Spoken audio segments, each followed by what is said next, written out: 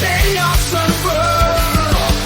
The energy's electric, the passion's on fire.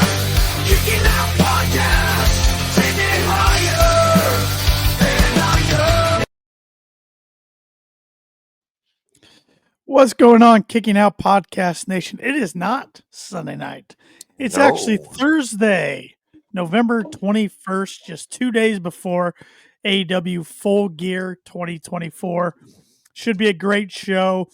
And Paul, I was thinking AEW always delivers when it comes to pay-per-views, right? Oh, absolutely. And now we get 9 or 10 a year now. Yeah. 2024. We used to get 4. We got Double or Nothing, All Out, Full Gear, and Revolution, right? So with all that said, I think you can make a case that Full Gear, year to year, is the strongest card consistently, top to bottom. Oh, absolutely. Especially, as they've grown, when there were 4, all of them were big cards. They delivered. They were big fight feels every single pay-per-view. And now there's so many of them. It's like, okay, but then you get to Full Gear and it's like, yeah, man, I can't wait for Full Gear. They never overdo the matches. We're looking at 8, 9 if you count 0 hour. Last pay-per-view had, that's a good number. That's a good number. Last pay-per-view I think had 10, not counting 0 hour. It still wouldn't shock me, and we are recording this Thursday, so there still is Rampage tomorrow night. It still wouldn't shock me if 1 or 2 more matches get added to 0 hour, but that's okay. I don't mind if there's 2 or 3 0 hour matches. For main card, 8 or 9, that's nice sweet spot, I think. Yeah, it gives you the chance to have good full-length matches. We've seen Jay White and Hangman Adam Page before, but giving them that chance to really expand on their story and go more than 10 or 15, 20 minutes in the ring is going to be great to watch. 100%. I think I was listening to an interview that Tony Khan did a bunch of media yesterday around Chicago. Oh, yeah. For next week's Thanksgiving Eve Dynamite, the annual tradition for AEW doing Dynamite in Chicago the night before Thanksgiving. And he called Full Gear their biggest pay-per-view of the quarter. I like that mindset. They're still adding pay-per-views, but still your quarterly big ones are going to be Revolution, Double or Nothing. Well, in Full Gear, I guess I was going to say All Out, but technically All In's in that quarter. So, yeah. So you got at least 3 big ones. Yeah.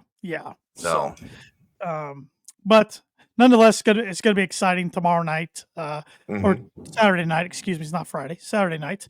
But before I forget, everybody that's listening on your favorite audio podcast platform, whether that be Apple Podcasts, Spotify, Amazon Music, TuneIn, iHeart, anywhere else, please make sure you're following us. And if you are, hit that 5-star rating and review. Really helps us out, and it's a free way you can help us out. It goes a long way. And if you're watching this on YouTube, make sure you're subscribed to our channel. Hit that notification bell so you know when we're going live or dropping any new content. And you can also follow us on social media on Facebook, Twitter, or X, I should say, Instagram, and now Blue Sky. Just create a Blue Sky account last week. So I have not heard of Blue Sky yet. It is the closest thing to Twitter without Twitter. It's going to blow Threads out of the water. It's the original Twitter, pretty much. Okay. And it's starting to catch fire. I think last week alone, they grew by like 9 million. Oh, wow. So it's starting to take off. A lot of people are jumping over from X to Blue Sky, including AEW wrestlers and a lot of wrestling media personalities, wrestling journalists, all sorts. So we're on all those though at Kicking Out Pod. That's where I was getting to. Still using X, but also using Blue Sky as well. So. Okay. Before we dive into our predictions and things like that, I was watching the intro like I do every podcast, and it got me thinking because I don't know why I didn't notice it before, but in one of the shots, Sky Blue pops up in the bottom corner for an upcoming match. One thing I got to say I like about AEW is without reality TV shows, these guys are so open about their personal life through social media and just, interviews and things like that, to the point that last week, I think it was, Kyle Fletcher debuted new trunks, and somebody pointed it out, and he made a comment on X about how he's trying to compete with Sky Blue to see which one of them has the shorter tights, and she replied, "Oh, is that where a pair of my old tights went?" So, it's little things like that just really help you connect with some of these guys on a more personal level. Like when Will Ospreay sat down and recorded that video about his nan dying, you don't get that other places. You get that other places in the middle of the ring with a pre-written script of what you can and can't say. Right. I think WWE, their talent are getting a little better at it. They have a little more freedom now in the Paul Levesque era than they did, of course, within the Vince McMahon era. But yeah, not to the length that AEW has. So no, absolutely. And I think that comes from them being able to go work on the indies and still be who they are while under contract, such as big news this week, Danhausen's situation. Yeah. He's under contract through all next year, I believe. So I think it was either the end of this year, spring of 26 or something like that. Yeah. So but he's not getting used. I don't know what's good. It's very odd. He moves too much merch, in my opinion, not to be used. But and I think it all comes down to that creative difference that him and TK had, and they've both been open about that. So, hey, at least when he shows up in the indies, it's putting AEW on the map, because he's always listed as AEW superstar Danhausen. Well, they're gonna have to keep doing that now with the WWID program. Yeah, they're gonna have to keep doing that, because that's gonna be the biggest thing, is talent going out to the indies, coming back, kind of being a scout without being a scout, coming back, say, hey, this guy or gal can really go. I think we need to try to bring him or her in, because some other talents got to get ate up out there by WWE. Yeah, and I know WWE's always been pretty good about those security guards that get beat up backstage and in the ring being kind of local talent to a point, or in one of their wrestling camps, I'll call it. But one thing I like about AEW is I've been in the same ring as some of the guys who have been security guards. We went to a local show. Well, we went to one of the Indianapolis shows. The first year we went, there was a girl there, Charlie Pierce, who took on Ruby Soho. She's from South Bend.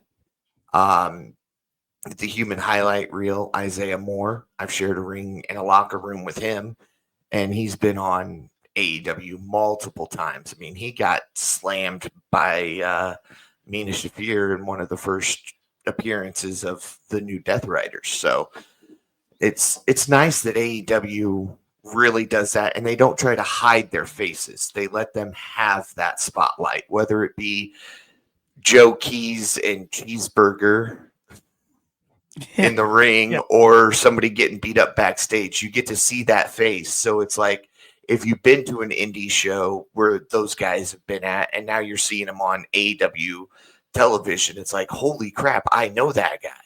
And I think that's going to start really helping AEW grow again, because they're starting to acknowledge those talents again. Cheeseburger got almost as loud of a pop as Dan the Dad did. Yep. So that's great. Yep. And excuse me, loyal viewer of the show, Majin Silva, he DM'd me earlier this week with some thoughts. He was hoping we would share it on Sunday, but we didn't do a show. So so we're back here though, and we'll be back Sunday again. But he said on WWID, I think it's a dumb thing. If anything is going to hurt the indie scene, remember how badly NXT UK hurt that scene? They're still trying to recover from that. It's why Japan said no to the idea of a new NXT Japan, which they want to do. What's worse too is if they get bookings from other companies, WWE can and will block them from doing so. Yeah, that's that's the thing that worries me the most is you get some of these guys who are still hitting it hard on the indie scene. They get hit up by the WWE to be part of this ID program. They're now limited to how many shows they can go to. And is ID paying them? I mean, if they get into the WWE ID program, are they now receiving a paycheck from the WWE, or are they still surviving on their day jobs and circling the indie scene? Yeah, no, it's all we're gonna have to let a lot of it play out to see Yeah. how it goes. But a lot of concerns, definitely a lot of concerns. Absolutely. Well, before we dive into our 8-match predictions, or eight matches predictions, 8 predictions for the match, whatever, however you want to word that. Yeah, our predictions for Full Gear. The main card predictions, because Yeah. we agreed to 0 hour. There's no way that Oh man, AJ's not going over QT Marshall. poor QT. Yeah, poor QT. I want to do a little impromptu trivia with you a little bit. Oh no. I want to test your Full Gear knowledge. Oh man. All right. So we're going back to the first Full Gear in 2019. And I'll start off with what I think is an easy one. But what was the match for the World Championship on that card? Was that Jericho and Cody? That was Jericho and Cody. That's the one where Cody screwed himself. Jake Hager was in Jericho's corner. MJF was in Cody's corner because MJF threw the towel. Yep. And then turned on Cody. Yep. And Cody busts himself open right above the eye. Still has a nice little scar. Yeah. Yeah. That was the hard way, not the easy way. Yep. Right on the ramp. Do you recall what technically main evented the show? I mean, I guess that match we just spoke technically did, but there was a match that went on after. Because there was a lights out match, wasn't there? You got it. Yep. Oh man. Unsanctioned lights out match. Yeah. Had to involve Moxley. It involved Moxley. Was it the Sparkler match? No. Same guys, though. Kenny Omega. Okay. Yep. Okay. Same guys. But Sparkler was 2021, February 2021. Okay. March 2021, whatever you want to call it. Okay, so also on that card, can you tell me who was in the World Tag Team Championship match? SCU. SCU defended it against Bucks? Actually, it was a 3-way match. Excuse me, 3-way match. Ooh, okay. Was the Bucks in there? They were on the card, but they were in a non-tag title match against Proud and Powerful. And Proud and Powerful actually went over the Bucks that night. Well, that takes out the other team that I was going to say. And Jericho was on the card, so it wasn't Les Sex Gods. Nope. Oh man, I'm trying to think back to 2021 or 2019 tag teams. I know. That's rough, man. The Lucha Bros. Lucha Bros were one. Yep. The Acclaimed weren't hot enough yet. Private Party had already been squashed and knocked down to the bottom of the roster. Jurassic Express? You named it. It was Private Party. Oh, was it? They hadn't been squashed yet. Yeah. Okay. Yep. Your other matches on the card, the opener was Britt Baker defeating Bea Priestley. And then you also had Hangman defeating Pac. Sean Spears defeating Joey Janela. And Rio defeating Emi Sakura. So that was for the women's title. That was for the women's title. So, all right, let's go to 2020 Full Gear. So this was Daily's Place era. 2020. What was the championship match, the World Championship match on that card? It was the main event. It was the main event. And Hangman. No. No Hangman. No Hangman.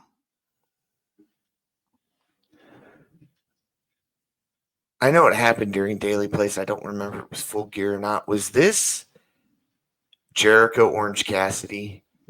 They were on the card, but not against each other. Oh, No. okay. Moxley involved in this match. Yeah, he was the champion. It wouldn't have been MJF, would it? Not MJF. No. MJF was all out that year. Yeah, that's right. This was an I Quit match. I'll even tell you that. I Quit match. Man, you expect me to have a really good memory. You've got the notes in front of you, and I'm sitting here going, I would have struggled this one. Yeah. Moxley, I Quit. Wasn't Danielson because he wasn't there yet. Correct. Was it Kenny Omega? Was not Kenny. Kenny was on the card. Kenny defeated Hangman to become the number one contender. Okay. Because remember, that's when Kenny and Hangman kind of officially split. Their tag team split, and then Oh, man. He hadn't been in AEW very long when he got this match. Christian? No, it's too early for Christian. Give up. Yeah. Eddie Kingston. Okay. Yep. Okay. What was the tag team title match? Well, it wasn't FTR in the Bucks. Is that your guess? No, I said it wasn't that. Oh, okay. Man, you're killing me here. I'm gonna go Jurassic Express again. It was FTR and the Bucks. Bucks over Was FTR. Yep. Their first match was in front of barely anybody. Man, I forgot. I was thinking it was a different pay-per-view. Yep. So to run down the card real quick, you had Serena Deeb defeated Allison Kay by submission for the NWA World Women's Championship. Kenny defeated Hangman, like I said. Orange Cassidy defeated John Silver, just a singles match. Okay. Darby defeated Cody for the TNT title. That was Darby's first TNT title win. Akira Shida defeated Nyla Rose for the AEW Women's World title. We already said the tag title. Matt Hardy defeated Sammy Guevara in the Elite Deletion match. Is that the one where he got dropped on his head and that was all out? That was all out before. Yep. This was kind of the makeup. Makeup for that. MJF defeated Chris Jericho. Just remember, they were having the feud that since MJF won, he and Warlow could join the Inner Circle. That was a stipulation on the match. This would have been after Pinnacle, right? Or was this before Pinnacle? Before Pinnacle. Okay. Yep. All right, let's go to 2021. So we're back to crowds now. What was the main event and the world title match? 21. Come on, Paul. This is a classic AEW moment here. Come on. Classic AEW moment would have been. Was this Punk and Hanger? No. Okay. Was it Punk? No. Okay. Oh, no, because that was, never mind. That was all out. That was the brawl out.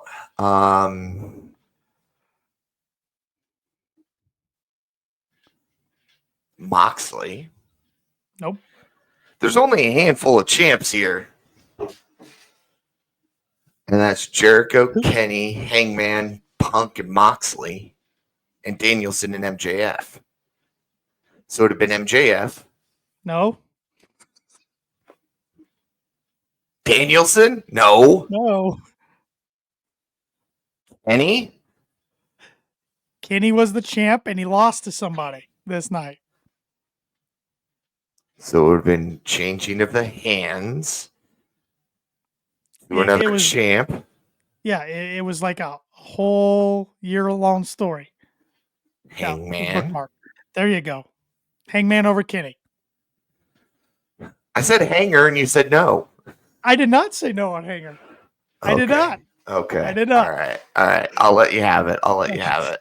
Also on the card, we'll start flying through these so we can get to our predictions. Akira Shida and Thunder Rosa defeated Jamie Hayter and Nyla Rose. Just tag team match. MJF defeated Darby. Mm. The Lucha Bros defeated FTR. That was the World Tag Team Title match.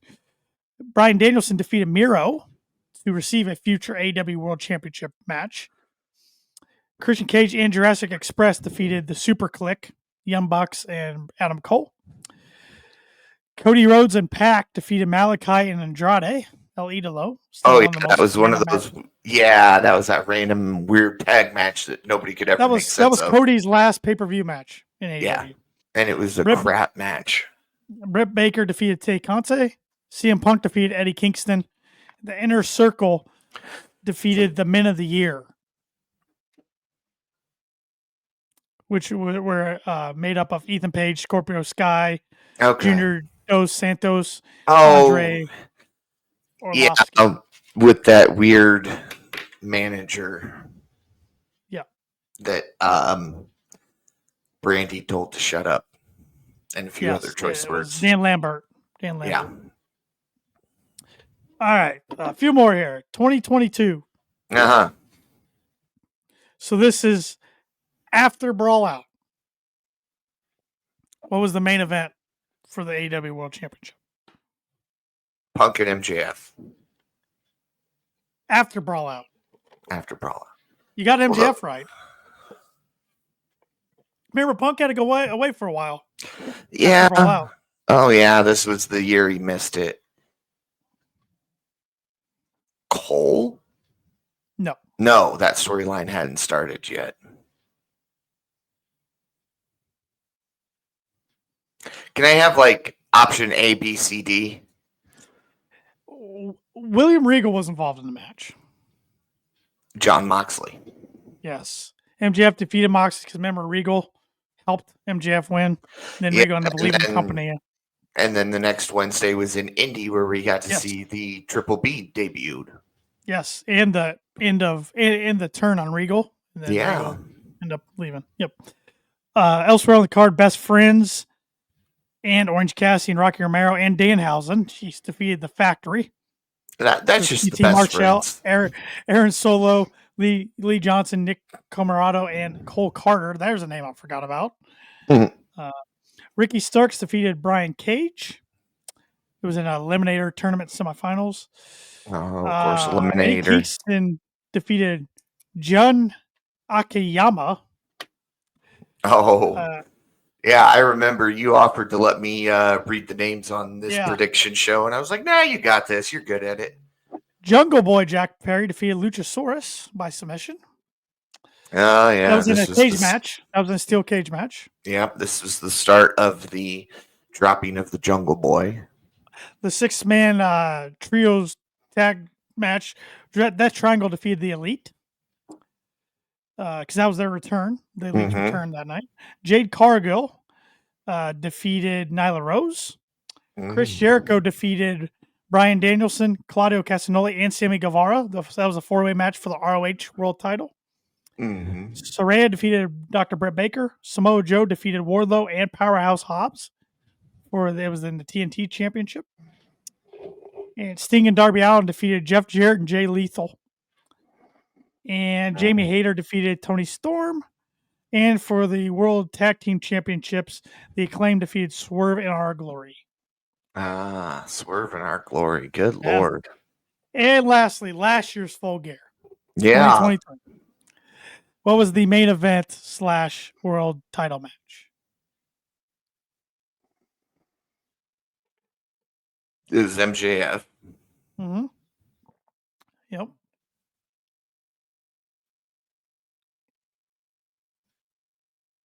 It wasn't. No.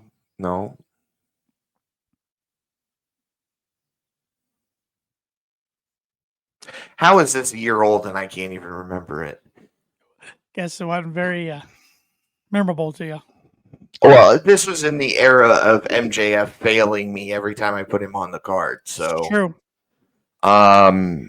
This was where you defended your title for the first time. You're right. after winning it, and I got dead last in this prediction. Christian.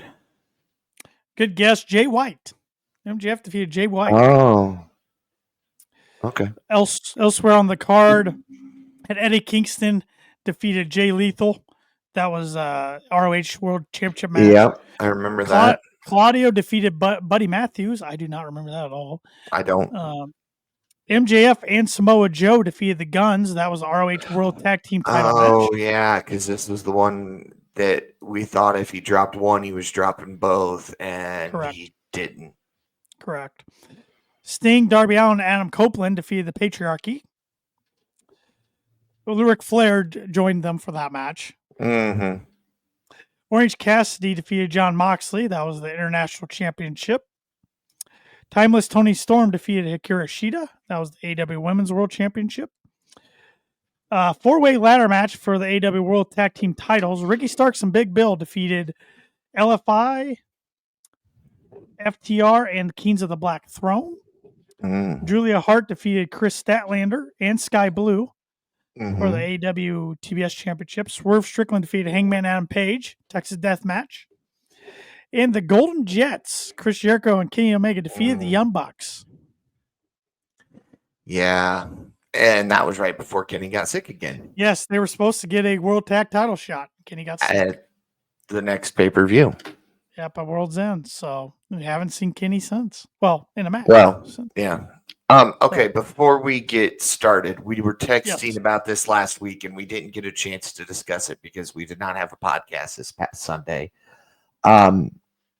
We were talking a little bit about Julia Hart's video package and the timing and everything else, and we saw that again this week. So, like I told you last week, I think it's very apparent that Julia comes back and she's going straight after Jamie Hayter. For what reason? I don't know. I think it'll be fun. I don't recall seeing these two really have matches. So this is something new that I'm looking forward to. But I'm excited to see Julia Hart back in the ring. No, that's some of the better things they've done on Dynamite lately is her little vignettes. I thought Dynamite was pretty blah last night for a go-home show. It was that very crowd weird. was awful. I thought the pacing of the show was a little weird. I don't know. We talked about 2 weeks ago, what can AEW do to get going again? And I am glad it sounds like in 2025, they're going to start running smaller venues, have, more packed audiences. I think that's a good move because they're just not hot enough right now to fill some of these bigger buildings. And I'd rather have a small crowd that's full and hot than a mostly empty crowd that's sitting on their hands like last night's was. Yeah, and then we can get away from this all empty wrestling that AEW is getting the nickname for due to the fact that they're not able to fill all these larger venues. But AEW did have they announced venues going forward through like February, I believe. And Revolution's going to be at Crypto Arena. Used to be the Staples Center. Why that's exciting is that used to be a WWE only ran building. Well, WWE now, their first show on Netflix is they're going to where the brand new arena where the Clippers play in LA. And the Crypto Arena that used to be the Staples Center is pissed off. Yeah. So now AEW is coming in. And I saw this on social media. I can talk today, I promise you. And it irked me. I don't know. It was some rapper guy. He was doing a show. Triple H came out on stage. Travis Scott. Thank you. And gave him the hardcore title, a redone hardcore title. Yep. And he can defend it for the first time on the first show on Netflix. Yep. Okay. That tells me we're getting back into kind of more of that aggressive wrestling where we might see a little bit more blood, a little bit more less audience being bleeped out. Sure. But the hardcore title? Yeah, it was random. I don't know if that's his favorite title or what, because he is a big WWE fan. But I get it. Travis Scott's a hot artist worldwide, and he's going to help draw more eyeballs. That's going to be a hugely viewed show. I'm okay with it as long as he drops it at the first show to somebody who's actually on the roster. I don't think they But need to bring it back at all. They have enough I don't titles. either. They tried with the 24/7 title. Congratulations to R-Truth for being a 75 Yeah. million time 24/7 international US European world title champion or whatever he called it. But no, it doesn't. Yep. The addition of the Women's United States Championship is already, I get it. I don't feel like they have a big enough roster for this.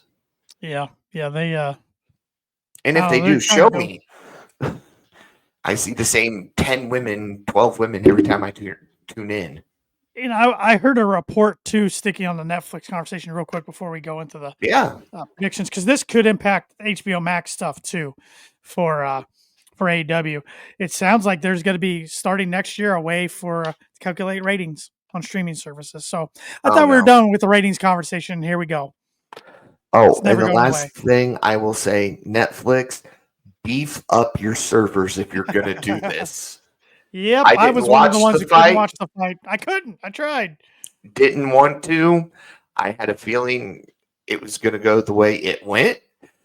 Yeah, I that didn't was want to watch it, predictable.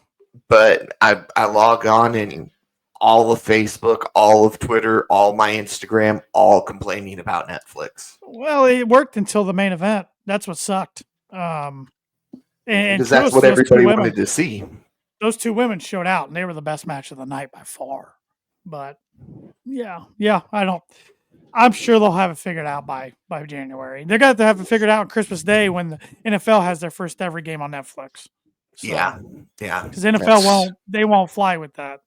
So No, that happens with the NFL games. They'll never come back. yeah, they'll cut it. They'll cut their agreement. And yep. All right, we've done 30 minutes of talking about everything except Full Gear 2024. That's okay. So, That's what we're here for. That's what we're here for. So let's get right into it. We'll start with what I'm guessing might be the opener. I don't know. It's just a guessing. MJF versus Roderick Strong. Last time we talked on the podcast, we were pretty sure it was going to be a three-way match with Adam Cole involved, but they had Adam Cole lose. So it's just Roderick Strong versus MJF. With the addition of Kyle O'Reilly sticking his nose in everything here the last 2 weeks, I feel like it needs to be this way because I feel like there's something evolving around this Undisputed Kingdom story. Yeah. Whether it's with Kyle O'Reilly finally joining or whether it's either them or Adam Cole turning on the other and Kyle going one way or the other. Let's just not have Kyle O'Reilly as a heel. I saw an old promo from him as a heel and it was terrible, but I went MJF for 3 on this. His first match back in a while. I don't see it being a losing thing, and we know Undisputed Kingdom's going to get involved. I'm going MJF for 7. He's not losing this. I think we're going to get MJF and Cole at World's End. And then hopefully we are done with that story because it's they should have just never even revisited it. They should have stayed away from it. It did suck how it all went down last year with Cole's ankle, the Devil storyline, everything. They should have just left it be. When MJF came back at Double or Nothing, spiked Cole on his head, that should have been the end of it. They should have never tried to make loose ties here because it's a crappy story now. I'm not into it at all. No, and the problem is MJF came back, but Adam Cole wasn't cleared yet. Right. So he couldn't even go straight after him like he had said he would. Right. It's terrible. Yeah, they should have left it alone. But this now makes it a year-long thing? Yep. The tournament's last Full Gear. Yep. Well, World's End was when it was revealed the Devil. Oh yeah. And Joe won the title. Yeah, but it was in the works since last summer. Yeah. So, yep. Up next, Hangman Adam Page versus Jay White. Rematch from Wrestle Dream. These guys have a long history against each other, and Jay White has had Hangman's number throughout this rivalry. My wrist. Yeah, go right ahead. So that way I don't get accused of cheating. Oh, I'm not gonna. That's only in more than one-on-one. All right. I think it's Hangman's time. I don't see Jay White getting another one over Hangman, so I'm going Hangman with 5. I went Hangman with 2 because the knowledge in me says it makes sense because all Jay White's done is talk about the fact that Hangman's never beat him. That's what his whole thing has been leading up to Full Gear. I've had your number every single time. That's Right. normally when you see Hangman pick up the victory. So Correct. let's go ahead and then let's be done with these two after this. Yeah, I think they will be. Now, what's in store for them next? Your guess is as good as mine. I don't know. Yeah. I don't know. How about a 4-way match for the World Tag Team titles? You got Private Party defending against Kings of the Black Throne, which is Brody King and Malachi Black, the Outrunners, and the Acclaimed. Outrunners for 10,000 points. Oh. I In wish. the Tokyo Dome. Oh, wait, I'm not Shep. Oh, God. I'll go first on this one. It's not time yet. Private Party's going to somehow pick up the victory in this, and I've got them for 6. I got Private Party for 8. Yeah, they're not losing their first title defense. No way. You know, they've waited 5 years for this opportunity. Now, it wouldn't shock me if one of these teams eventually takes it off of them. Oh, yeah. Yeah. If one of these three teams are the ones, but it's going to be a I don't little want to long. see the Acclaim take it off of them. I'd be fine with okay. the other two teams. I'm with you there. I'd love to see Kings of the Black Throne win this because there is so much controversy around Malachi Black. Right. That I think handing him a loss is a bad idea, especially on a pay-per-view. But that's all they've been doing is handing the guy losses. So I'm hoping adding Julia Hart back now that she's getting close, she'll come back in and kind of be like the, hey, snap to it, guys. You've been losing. Let's get you back out there on the right path. Well, it was and then they interesting. pick up trios. They had them go over FTR. So yeah, that was kind of a surprise for me. A pleasant surprise. Yes. Okay, so you got Private Party for 6. I got them for 8. The lone women's match. There's no women's title match on the card. Yeah, that frustrates me. We're getting a TBS match. Mercedes Moné defending against Chris Statlander, who has held this title before. You want me to start? Go right ahead. It's a tough one. This is one of the tough ones on the card, I thought, to predict. Especially Camille's involvement, which I hated that last night. They made her look really stupid. She's the most dominant NWA women's champion of all time, and they made her look really ridiculous last night in a one-arm sling. That's because she's paired with Mercedes. I think she eventually cost Mercedes this title, but this isn't it yet. Mercedes for 2. I knew this was going to be one of those matches we disagreed on. I went Statlander for 1. And I had a feeling you weren't going to pick Mercedes. So I think it wouldn't surprise me if World's End is I don't know who the opponent would be. It wouldn't surprise me if that's the time, but I just think I'll draw a little more out of this Camille stuff. Well, here's the thing. I almost went with Mercedes. Last night when they started running back everything is what made me change my mind because she started talking about being the best the best TBS champion, the longest reigning. She held it longer than this person and that person. That's when I went, all right, every time we've done this in the past, we've dropped the title. Yeah. I could be wrong, and I'm okay if I'm wrong because it's only 1 point. But Go Home Math said you'll be wrong, but they don't always go home math. Yeah, that's the thing. If it was go home, it'd be Mercedes for sure. Yep. But again, AEW is pretty good about not always following that go home math because people have figured that out. Yeah, they are. They do follow it a little too much, in my opinion, at times. For a while, they weren't doing it at all, really, but it could be worse. Let's say that. All right, next up, Swerve Strickland versus Bobby Lashley. I do not know why they wasted Bobby Lashley's in-ring debut last night. I was really hoping they'd wait until Full Gear for his in-ring debut. So that we could get a pop for cheeseburger. Well, Duh. it worked. It worked, but I thought the I dude don't looked know. like Green Lantern, honestly. I was waiting for like Hal Jordan or something like that. I did not hesitate. I went Bobby Lashley for 8. I went Big Bob Lashley for 4. I don't think he loses this match, but I wasn't confident enough to put 8 on it or anything. But it just doesn't make sense. These two can have a nice little rivalry, and I think Bobby should squash him pretty quick. I agree. And go home math would indicate Bobby wins this thing regardless.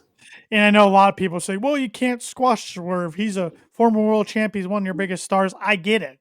But that's how you build Bobby Lashley. And Swerve can eventually get the last laugh at the end of this rivalry. Exactly. Let him get squashed in their first match because he doesn't know what to expect. If you get a bunch of offense in, if this is like a 35-minute match where Swerve's up 60% of the time, it doesn't make Lashley look almighty.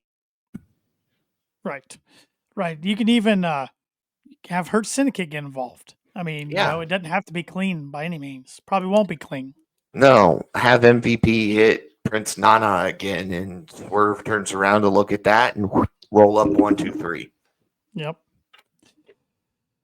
Another title on the line here. Got the scapegoat Jack Perry defending against Daniel Garcia. This one is hard to follow go home math on. Yeah. Because Danny Garcia didn't lay a hand on him. Didn't hurt him. Sure, he us, but so what? But I went Danny Garcia for 4. I think it's time to put gold on Garcia. We've had the Bucks drop it. So those in power are losing their titles. Let's have Danny drop or gain this off of Jack Perry. Yep, we've only seen Danny hold ROH gold. I haven't seen him hold anything AEW yet, and I think it's time. I'm going with Daniel Garcia for 3. I think, it's a good thing you mentioned there, Paul. We're starting to see the elite, the people who are in control, starting to lose titles, and we're seeing these baby faces of AEW rise up.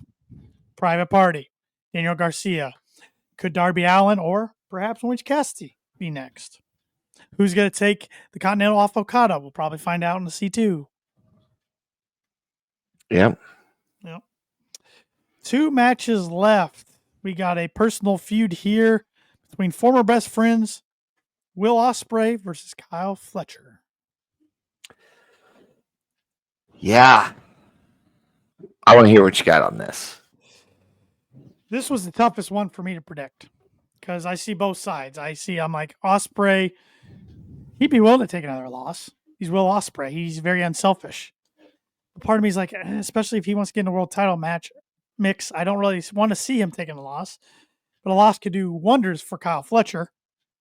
But this could be just a quick story. So I'm taking Ospreay for 1.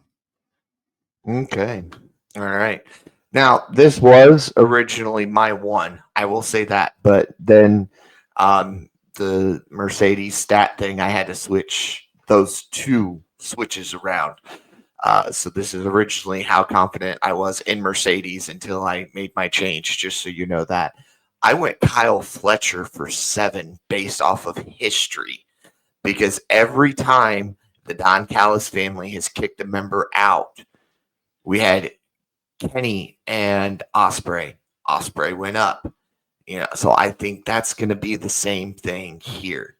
We're going to have the entire Callis family get involved at one point or another in the match, and it'll just be too much for Ospreay, and he'll come up short.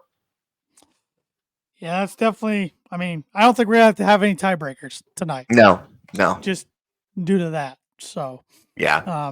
It was tough. I was ready to go Fletcher until yesterday. I started thinking about it, and I convinced myself Will Ospreay. So I don't know, it might bite me.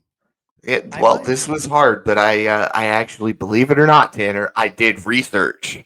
And every time somebody's left the Callis family, when they go up against the Callis family, they lose. So, except Hobbs. I'm not counting Hobbs because that wasn't 1-on-1. And one thing interesting when we do these predictions, and I feel like at least I don't take this into account. Maybe you do, because AEW doesn't do this very often. What if the match gets thrown out? Oh man, no, I don't take that into You, consideration. you know what I'm saying? Because I almost did that for the main event. I almost thought, man, what if there's a screwy ending and DQ or gets thrown out? I'm like, I don't want to put all my points on this, but Yeah.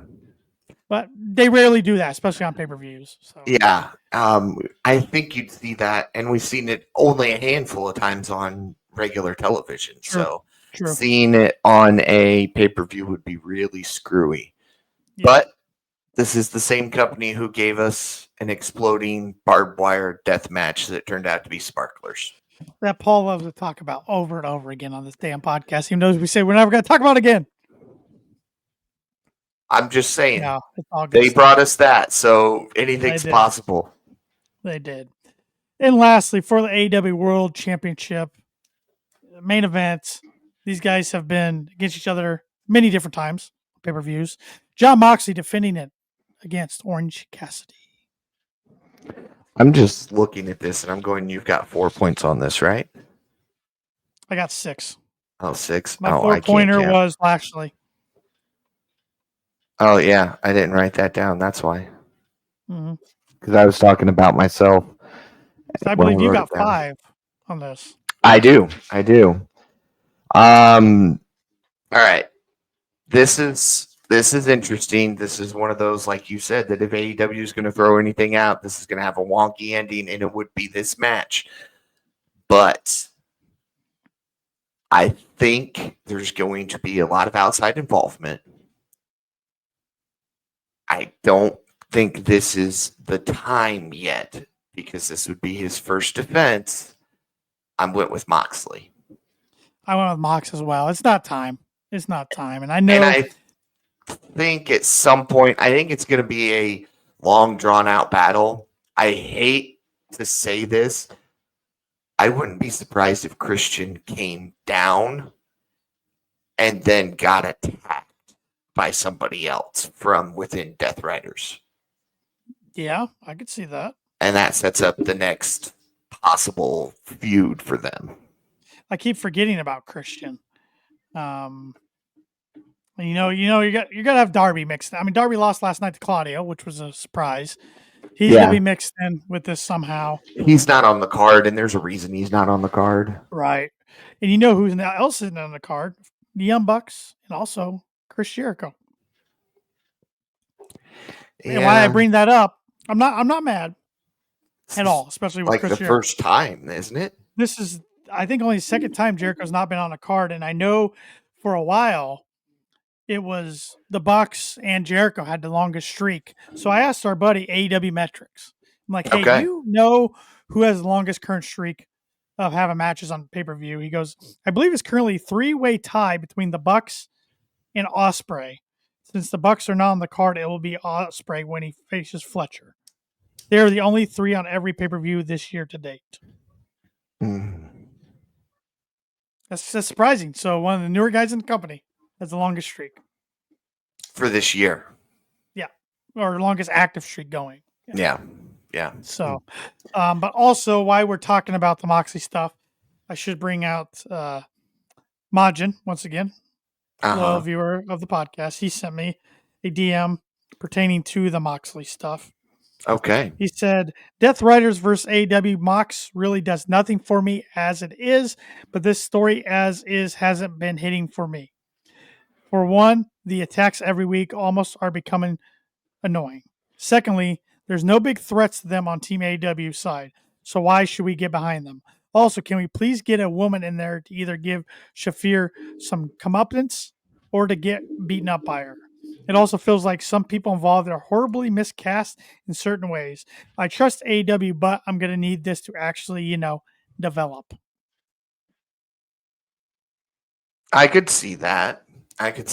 Can you imagine if this went towards, like I said, where post-match Christian comes out, Kip gives him the pen, he goes to sign it, and Pack or Claudio take him out. Marina walks over to do something, and Mama Wayne just smacks the crap out of her. I mean, that would be, of course, she's then going to have to run because she's not a wrestler. I'm sure she Right. knows how to take some bumps and stuff, um, but yeah, it's so weird because I get Orange Cassidy, I get Daniel Garcia, but Daniel Garcia's focus right now is on Jack Perry and ending the power that the Elite have, and then Private Party and Darby. These guys were the five who really were shown when And Hook was the in other one. Hook. Yeah, you had these guys all shown. Hook's done nothing but go after Christian. Which I was surprised that wasn't part of the pay-per-view. Yeah, yeah. I understand they had to do a pivot because Taz was supposed to do something. Hook wasn't there because he went with his dad who hurt his leg. So they did this whole quick developing story. It's not been a terrible story for a quick, I mean, like probably less than 30-minute develop, but I just, so he's off dealing with the patriarchy. Private Party hasn't really come out since they won the titles to help Orange Cassidy and the crew. So you've really got Orange in the conglomeration and Darby. Yeah. Whoop-de-doo. It's changed again. And nobody in the conglomeration, apart from Briscoe, is really a big name. So, I mean, okay, the Stone Pitbull, but he's dealing with Jericho. So you have no big names. So yeah, I can agree with Mashin. This is miscast on Team AEW's part. I get Orange. I get kind of Darby, but I feel like it shouldn't involve Darby because now people just go, oh, it's Sting 2.0, which is what they were doing to begin with. But now it's really cementing that, especially dropping down from the rafters, unannounced. That's Sting all over again. He's going to be cast as Sting 2.0 if he's not careful. So going with Team AEW is not a good thing for Darby, in my opinion. Let's get somebody out there like, Kenny Omega when he returns. Let's get not Osprey, but maybe Ricochet, Well, I think they're going for the AEW OGs, the young up and comers. Yeah. It's just not. It's not hitting. It's just not hitting. It's not working. Even the Moxley group, it's coming redundant every week, and this is all driven by John Moxley. This is John Moxley's storyline. This is what he wants to do. This is why he actually wants to save the company, turn the company in another direction. Well, you better start turning it around because, and I know ratings isn't everything. They got a 4-year TV deal, but the attended stuff does worry me, and that's why I'm glad they're going to smaller venues and stuff. Because let's be honest, even though AEW is our favorite promotion, that's why we do this podcast. It's not the cool kid in town right now. By any means. No. By any means. And I'm sitting there last night and I'm watching it. I'm like, if I was a casual viewer, I could see why people don't want to tune into this every week. Yeah. Sadly. Yeah. I mean, we know the people involved in both sides of this storyline because we've watched it since 2019. Correct. But if you just tuned in 2 weeks ago, you don't know who Darby Allin is. You don't. And the casual viewers looking at him going, oh, that guy's trying to be Sting. Yep. You don't know who Private Party is because honestly, we've been watching since 2019 and we don't know who Private Party is. I'm sorry. I like the guys, but I'm glad they're champions. They deserve it. They've busted their ass for 5 years to get it. But you don't know who they are because you don't see them enough. You get 2 or 3 months of Private Party. Either one of them gets injured or they're written off TV. Yeah. Or you put them with the Hardys. Yeah. Yeah. I mean, I don't know. I think AEW's done some good things in 2024. They've done some questionable things. Also, 2025 is a big year for AEW, I think, to get the fans back involved bringing new fans on board. I'm Yeah. glad to see they're trying some different things from a strategic standpoint. But yeah, man, And I don't know. And I'm going to say I've seen, when I went to double check this morning that nothing else was added after Dynamite last night because I was working on my other projects that I do on the side that aren't KOP related. As soon as Dynamite ended, but I went to, type in AEW Full Gear 2024, 6 returns to happen at Full Gear. So, of course, you can't hold that to be a guarantee.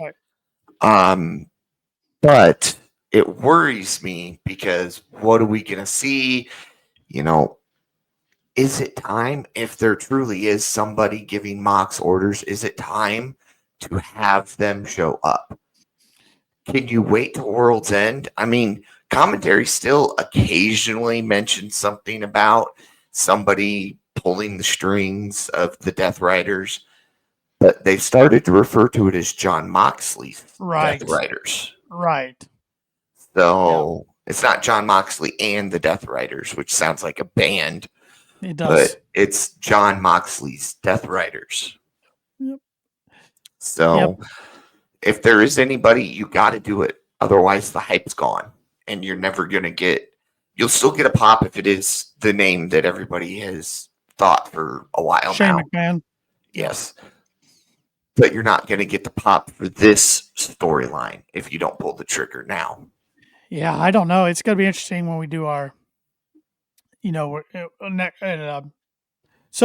basically, peel back the curtain, KLP. This Sunday we're going to do the Full Gear reactions. But then December, with the holidays and everything, we're going to do the show a little differently. We're going to do 1 week, we're going to do our title predictions for 2025, who we think will be the title holders for the end of 2025. And we'll also do some bold predictions, maybe 3 bold predictions or something. And then we'll do another show that we go over year in review, matches of the year, performer of the year, wrestler of the year, tag team of the year, etc. So our shows will be a little different here and there in December. Yeah. So it'll be interesting in our bold predictions if Shane doesn't come back in Full Gear, if any of us 3 put that as a bold prediction for next year. Yeah. Yeah. Yeah, it's going to be interesting to see what happens over the next 4 days. Yes, I do think we do get a return, and that is Mariah May. Okay. I think Mariah May does return. I mean, I know she quote unquote retired, but yeah, we'll see. Yeah. Hey, the bunny was just announced for Squared Circle Expo here in at Indianapolis, here in Indiana. So far, a lot of those are AEW names. Maybe she's working close to getting a deal again. I called her former AEW talent. So yeah, I don't know. Well, I don't see any place for her, Paul, on the roster. I don't either. Honestly, I mean, her and her husband and his best friend can. Blade's on the shelf right now. He had surgery. Yeah. So we got Butcher again. Yeah. It's always been one of those 3, whether Butcher, Blade, and Bunny. One of those 3 were always off TV. Yep. So maybe it's time to just let them ride off into the sunset and work on their music. Maybe. Which, of course, I think Butcher retired from doing music because he got something with his band. But I think you're right. Who knows? Yep. Any other final thoughts going into Full Gear? I think it's going to come down to Will Ospreay and Kyle Fletcher for the title. Looks like it. And if it cost me the title, that's okay. I know Shep has already said that the winner of Full Gear's predictions, he wants 1-on-1 at World's End. Did he say 1-on-1? I thought he just won it back in. Oh, I don't know. I thought he said he was taking on whoever won. To me, that's 1-on-1. I don't know. Who knows? It's Shep. Yeah. But if I'm Paul Two Belts come next week, that's fine by me. I've held it 417 days. Hopefully, I can hold it a little longer. We'll And see. counting. Sunday, will it be in the 20s or will it be champion for a day? Me. Yeah, I don't know. Yeah, we could have a new champ come Sunday next time we're recording. Yeah. Don't Yeah. know. So, and if anybody's looking for a good deal, or as far as ordering the pay-per-view, Thriller, which is the main partner now with Yep. AEW, I know they got other avenues. They're doing a bundle right now for this and World's End. I believe it's $80 or $85. So Yeah. you save, I think it's 80. So you save $20 instead of ordering both this and World's End separately. So if anybody's looking for a deal, there it is. Yeah. Yeah. Feel free to DM us. Let us know your thoughts on our predictions. And, we will see who is champion at the end of Full Gear. Yes, we will do that. And if you're looking to buy some Kicking Out Podcast merch, we do have our own store, kickingoutshop.com, but also we are on Pro Wrestling Tees. And I bring that up because they're doing a big sale starting tomorrow. Okay. So I think they're doing So- an early Black Friday sale. So go check out the OG shirts from KOP over at Pro Wrestling Tees. We've got a Christmas like sweater up there, so Yep. ugly sweater, whatever you want to call them. But Ugly we got t-shirt, one. we'll call it. Yeah, you can go get yourself one by visiting ProWrestlingTees.com and searching up Kicking Out Podcast. You can always check out KickingOutShop.com. Both of those are places to go to buy some great merchandise, support a great podcast, and look fantastic doing so. Be sure to follow us on all social media at Kicking Out Pod.